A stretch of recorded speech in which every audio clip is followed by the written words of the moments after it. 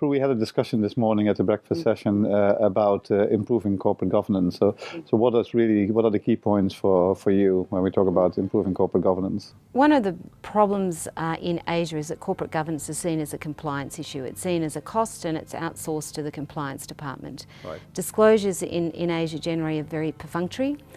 It's a tick-the-box approach.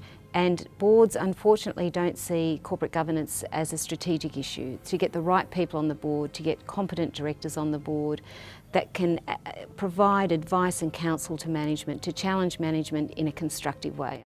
Institutional shareholders have a role to engage with companies about the strategic nature of corporate governance, right, as opposed to just having voting policies that we will vote against companies that don't have ex-independent directors.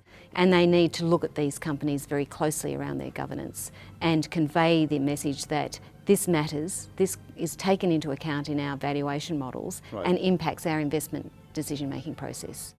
When you talk of compliance, it relates to two things. One is something that is imposed on us through the various regulatory framework. But what is most important is that the commitment of the company to go beyond that. And to go beyond that, we can search for other factors that may be available outside the countries, but we cannot replicate. We should not replicate, but we should adopt or adapt where necessary. Right. So in that sense, then we can expand the frontiers of corporate governance. The board of directors must have sufficient confidence in entrusting the responsibility of the audit of the company, not only the audit in accounting terms, the audit of the leadership, right, the directorial behavior of the company, the business of the company. It's more than just looking at a set of accounts.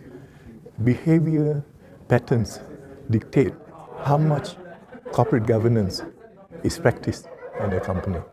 And we take this very highly. I think one of the points that was made in today's discussion also by you is it really needs to be lived. It should not only be imposed, but corporate governance needs to be lived. We have to be very honest in our interpretation of our business. Right. That we do not at any time mislead our potential investors into believing that we are doing something that we may not be able to achieve. We have set the minimum guidelines of what we need to do, but now how do we go further from here? I think that's the next phase that we're entering into. In many countries in Asia, availability of high caliber audit committee members is something that needs to be addressed. Asia has grown by leaps and bounds over the years, and the demand for such people is very high.